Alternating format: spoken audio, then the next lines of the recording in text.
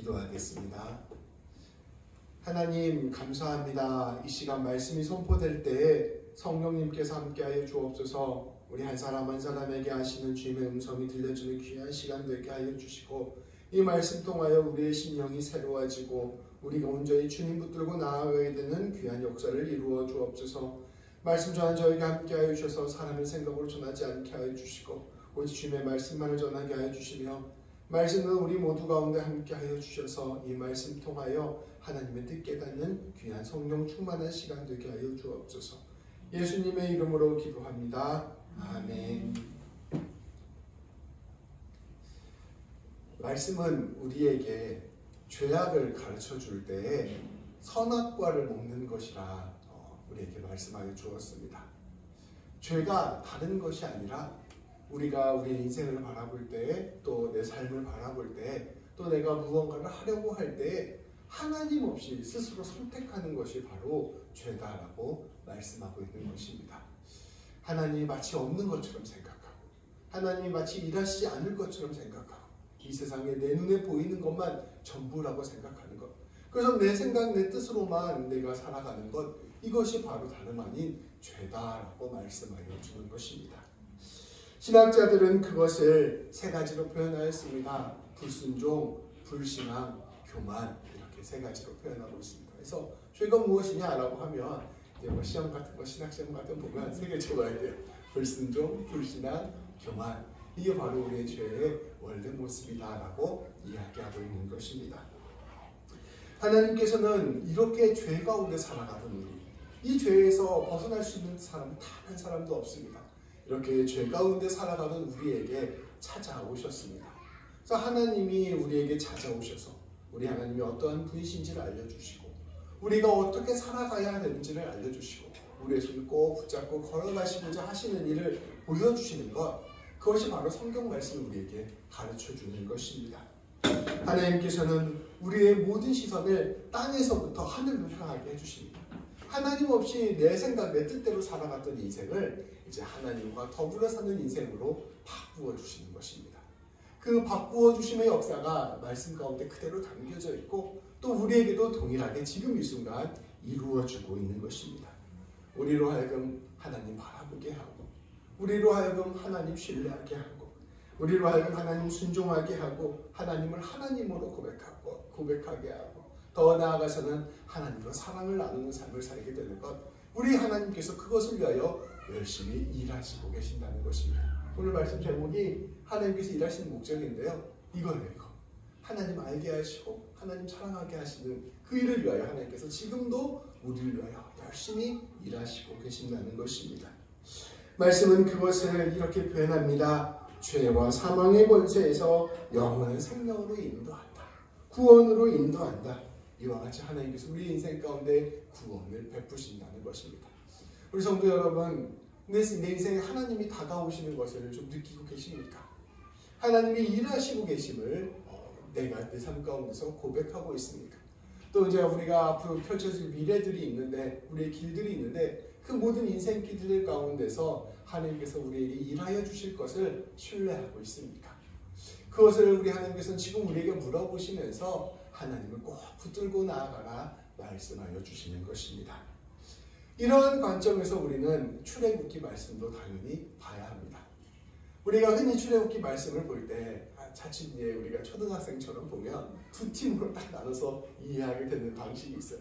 우리는 이스라엘 편, 우리의 악당은 이집트. 그래서 연약한 우리를 위해서 하나님 나타나 주셔서 저 이집트를 물리쳐 주셨다. 이게 이제 출애굽기를 바라보는 기본적인 관점이죠. 근데 우리 한꺼풀 더 들여다 보면 하나님께서 방금 제가 말씀드렸던 이 하나님께서 일하시는 목적에 따라 일하시고 계심을 볼 수가 있습니다. 하나님께서는 이스라엘 백성들을 위하여 일하시는 동시에 이집트 백성을 위해서도 일하시고 계셨던 것입니다. 그리고 오늘 우리에게도 일하시고 계시는 것입니다. 하나님께서 무슨 일을 하시냐? 이스라엘 백성들도 하나님을 알지 못했는데 하나님 알게 되는 역사를 이루어 주시고, 이집트 백성들도 하나님 알지 못했는데 하나님이 어떤 분이신지를 알려주는 역사를 이루어 주시고, 이것을 통해서 우리에게도 지금 하나님을 알려주시는 귀한 역사를 이루고 계시는 것입니다. 하나님을 몰랐다는 차원에서는 이스라엘 사람들이나 이집트 사람들이나 또 심지어 우리들에게까지 별다를 바가 없다는 것을 말씀은 우리에게 이야기하고 있습니다. 이스라엘 백성들이나 이집트 백성들이나 둘 다 하나님을 알지 못한다는 공통점이 있었습니다. 하나님을 알지 못하면 어떻게 될까요? 하나님이 없다고 생각하면 우리는 어떻게 됩니까? 우리 인생 우리 스스로 개척해 나가야 된다. 우리 인생 우리 스스로 살아남아야 된다. 이런 생각이 가득 차게 됩니다. 그럼 우리 인생 우리 뜻대로 우리 원하는 대로 살아남으려면 무엇이 필요합니까? 돈이 필요하고 권세가 필요하고 사람들의 칭찬이 필요하고 여러 가지 것들이 필요하잖아요. 하나님이 없는 인생은 자연스럽게 이러한 것들을 집착하는 인생으로 빠져들게 됩니다. 내 인생 내가 보기에 가장 중요하다고 생각하는 것 그거 움켜쥐고 살아가는 것, 다른 말로 하면 우상숭배의 삶을 사는 것이 바로 하나님 없는 삶의 모습입니다. 이것을 기준으로 모든 것들을 판단합니다. 이러한 것들이 내 안에 가득하면 내가 이만큼 높아. 아까 말씀드린 그 세 가지 중에서 교만의 죄에 빠지는 거예요. 근데 이것이 이런 것들이 전혀 없으면 내 인생 망했어. 그래서 불신앙의 죄, 하나님을 신뢰하지 못하는 죄에 빠지는 것입니다. 어찌됐든 하나님 없이 내 인생을 내가 보는 관점으로만 생각하게 되는 것, 이것이 바로 하나님 앞에서의 죄악의 모습이라는 것이죠. 이스라엘 백성들은 이처럼 이스라엘 백성들이나 이집트 백성들이나 이처럼 이런 우상숭배의 죄에 빠지고 있었음을 말씀은 우리 가운데 보여줍니다. 먼저 우리가 이스라엘 백성들을 한번 살펴보겠습니다. 이스라엘 백성들은 수백 년 동안 노예로 살았습니다. 수백 년 동안 노예를 살면서 아주 고통스러운 삶을 살았어요. 근데 이 노예로 계속 살아갈 때 이 사람들이 기도를 했을까요? 안 했을까요? 당연히 기도를 했겠죠. 하나님 좀 도와주십시오. 저 이집트 좀 물리쳐 주십시오. 내 인생 좀 편하게 해주십시오. 좀 먹고 살게 좀 해주십시오. 기도를 했겠죠. 근데 이들이 수백 년 동안 기도하는데 느꼈던 것은 무엇일까요? 하나님의 침묵입니다. 하나님이 일하시지 않는 것처럼 느껴지는 거예요. 그래서 어느 순간 이런 생각을 하게 됐습니다. 그래, 하나님 믿지, 하나님 계시지, 하나님이 일하시겠지. 그런데 내 인생 가운데는 별로 하나님이 일하시지 않는 것 같아. 온 세상 다 구원하는데 우리 민족은 하나님이 버리신 것 같아. 이런 생각을 하게 되었을 것입니다. 뿌리 깊은 마음으로 하나님을 진짜로 신뢰하지는 못하는 상태가 되어버렸을 것입니다. 이스라엘 백성들의 우상은 다름 아닌 절망의 우상이었습니다. 내 인생에서 다가 다 돼도 내 인생이 해방되는 건 안 돼. 내 인생 다 돼도 저 이집트 하나님이 어떻게 이기시겠어. 나 인생, 우리 인생 그냥 여기서 잘 버티는 게 최선이야. 이 정도로만 하나님을 생각했던 것입니다. 그래서 하나님께서 이스라엘 백성들에게 무언가 일을 하려고 할 때 이스라엘 백성들의 그 뿌리 깊은 절망이 그대로 드러납니다. 말씀을 한번 살펴보겠습니다. 9절부터 13절까지 말씀입니다. 우리 한 절씩 제가 같이 읽을게요. 제가 먼저 읽겠습니다.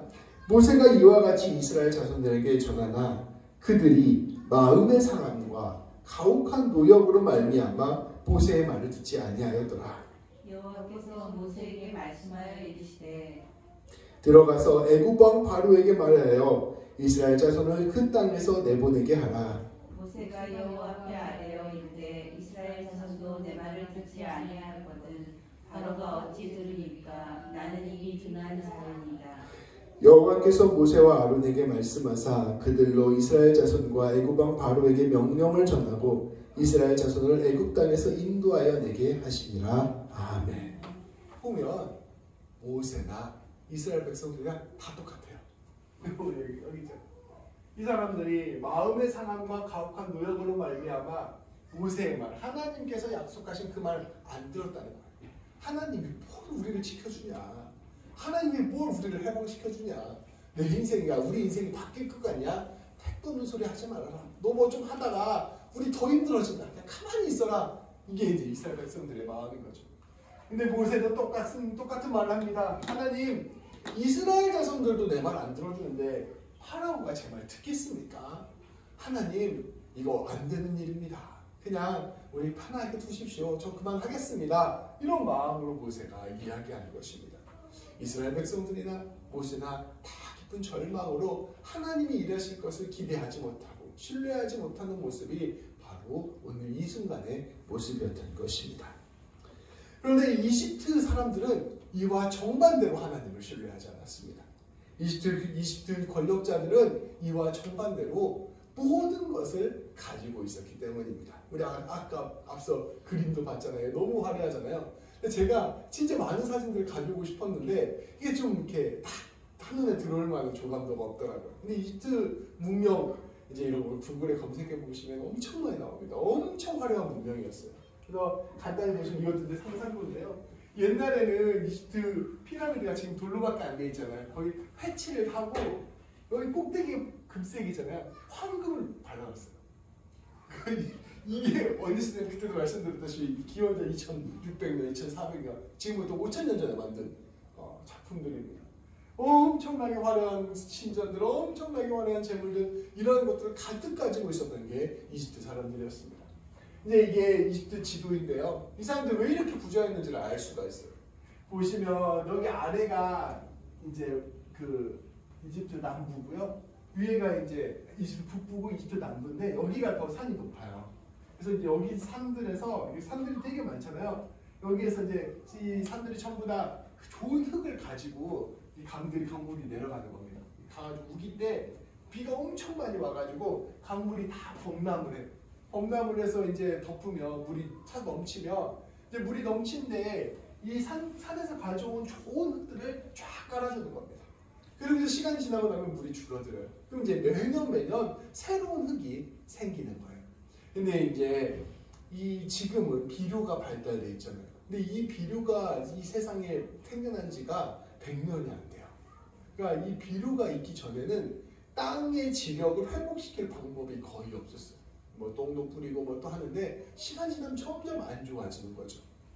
그래서 이 초대 당시의 문명이었던 이집트나 뭐 메소포타미아나 뭐 인도의 인더스나 중국의 황하 문명이나 이런 고대 문명들이 있었던 곳은 옛날에 비옥한 땅이었는데 지금 거의 다 사막이 됐어요.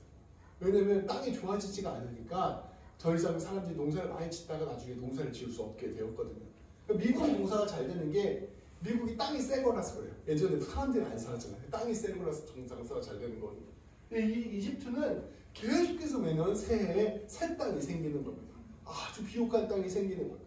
그러니까 이 이집트 문명은 풍요로움이 끊이지 않는 거예요. 통장에 생기는데 매년 막 이렇게 우리 연금 복권처럼 막 돈이 찍힌다고 생각해봐요. 근데 그런 부자였던 거죠. 근데 더 이집트 문명의 강점은 이 이집트 문명을 쳐들어올 나라가 없다는 것입니다. 옆에도 사막, 이쪽 오른쪽 옆에도 사막, 밑에도 그냥 나라가 없는 곳. 그러니까 여기 주변에 강대국이 없으니까 이집트는 누군가 침략하지도 않았어요. 그래서 로마가 쳐들어올 때까지 무려 4000년 동안이나 거대한 제국을 유지하고 풍요로운 제국을 유지했습니다. 이 나라에서 파라오일 때 어떤 입장이 있겠어요? 저 거대한 강도 내 것, 저 귀한 옥토도 내 것, 이 나라가 나일강이 있고 땅들이 있고 해가 뜨는 한 나는 망하지 않는다 이런 생각을 했을 것입니다. 그래서 이 파라오는 자기를 신처럼 여기고 이집트 제국은 아주 튼튼한 번영을 누리는 제국으로 지켜져 왔던 것이죠. 그렇다 보니 이집트 백성들은 어떤 생각을 가졌겠습니까? 그렇다 보니 이집트 파라오는 어떤 생각이 갖겠습니까? 다른 게 신이 아니다.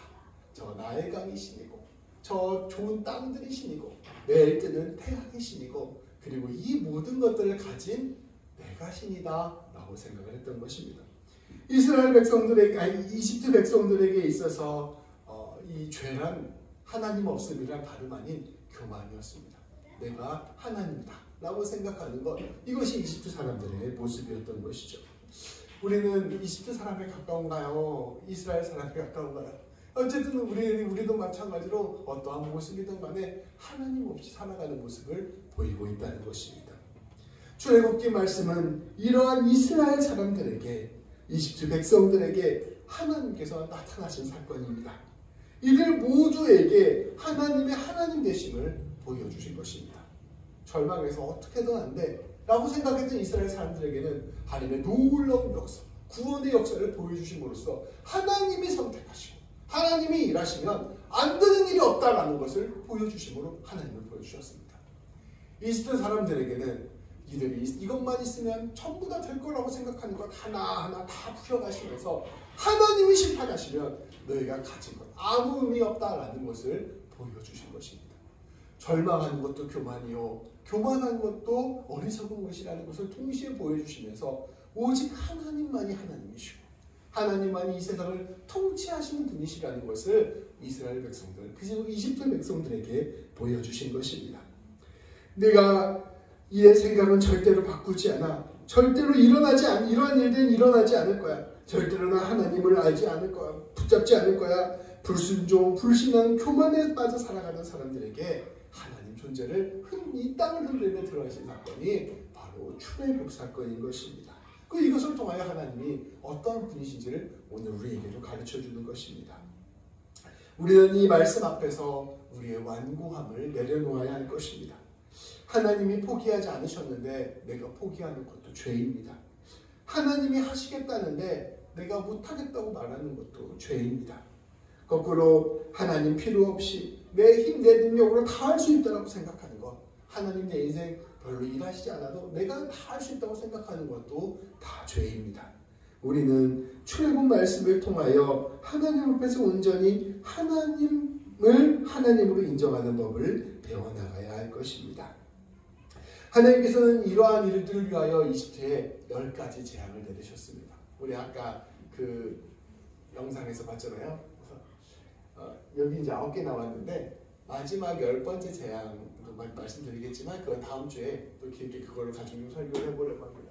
하나님께서는 10가지 재앙으로 이스라엘 백성들, 이집트 백성들을 심판하셨습니다. 이 10가지는 모두 다 이집트 사람들이 자기들이 이것 있어서 풍요롭고 이것 있어서 하나님 필요 없다고 생각하는 그러한 것들이었습니다.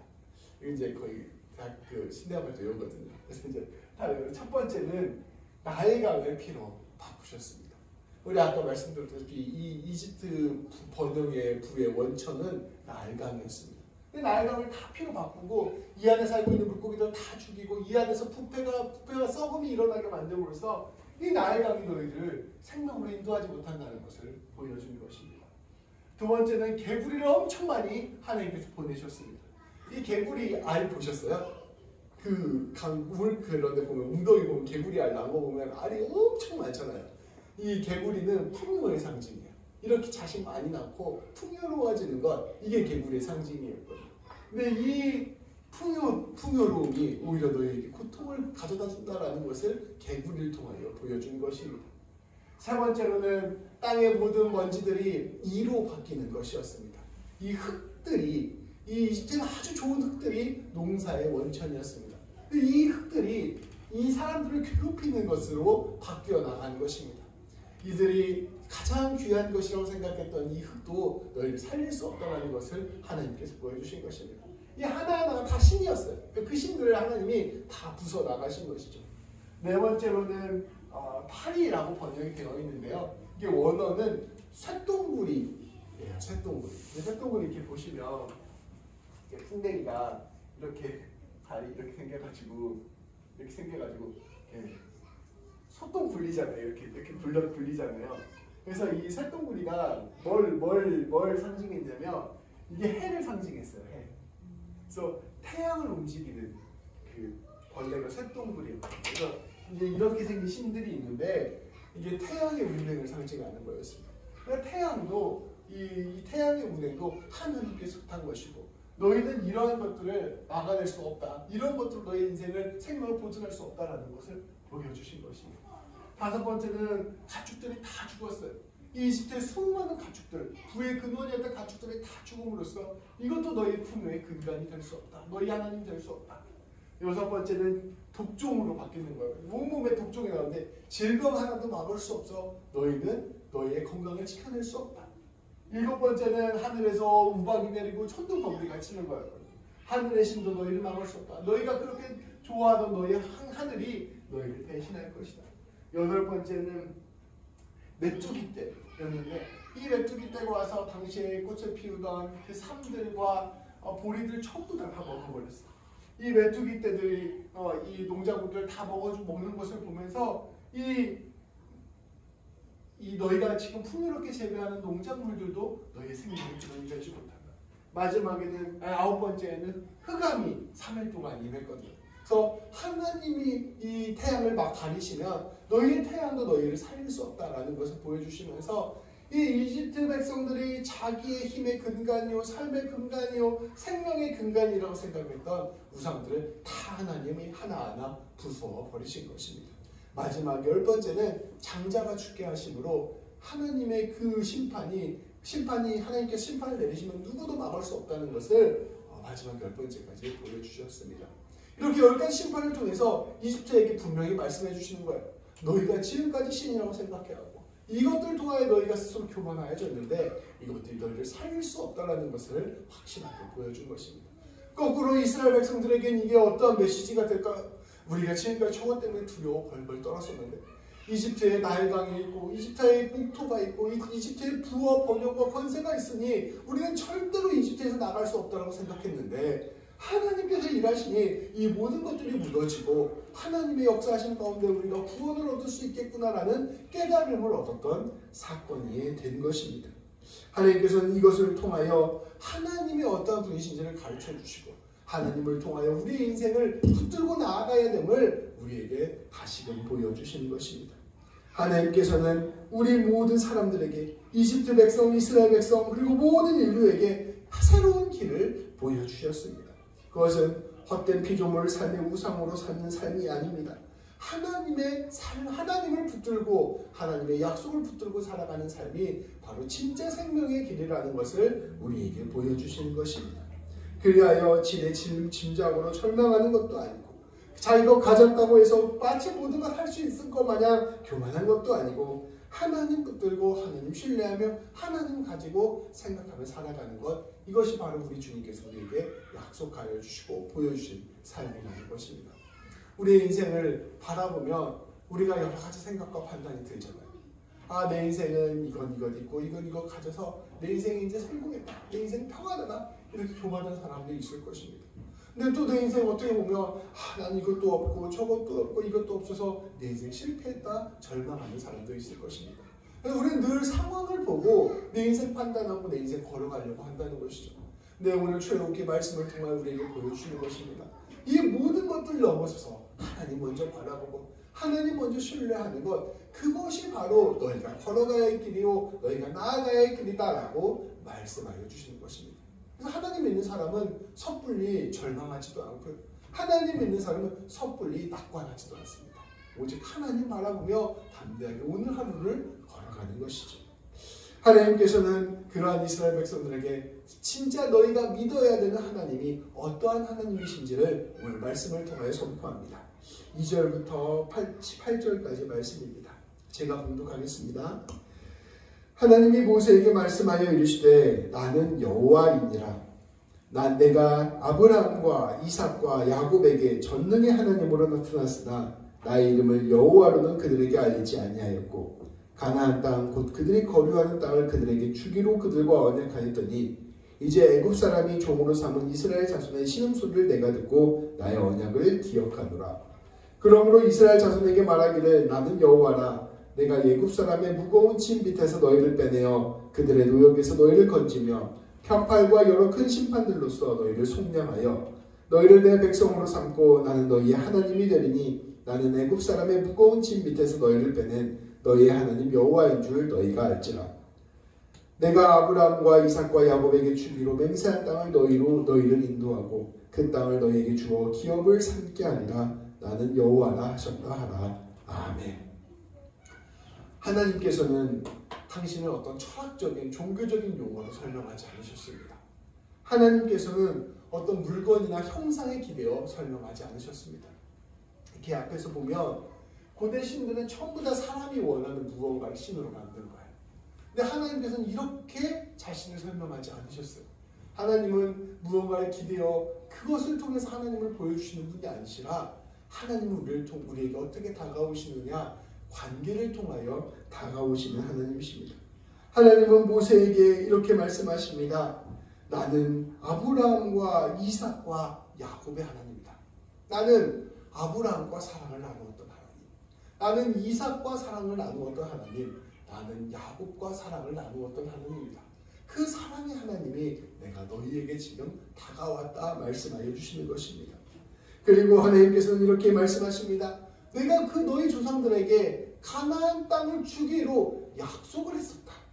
그리고 나는 너희 이스라엘 백성들의 신음소리를 들었고 그리고 그들의 조상과 한 약속도 기억하였다. 그래서 나는 이스라엘 백성들을 구원할 것이고 건져낼 것이다. 나는 이스라엘 백성들을 내 백성으로 삼고 너희로 하여금 내가 너희의 하나님인 줄을 알게 할 것이다. 나는 여호와다. 하나님께서는 사랑의 관계를 맺으시며 함께 하신 하나님이십니다. 우리는 하나님을 만나면서 하나님을 기대하면서 하나님 내가 이것도 있었으면 좋겠습니다. 저것도 이게 있었으면 좋겠습니다. 이런 것들이 더 우선순위가 될 수 있잖아요.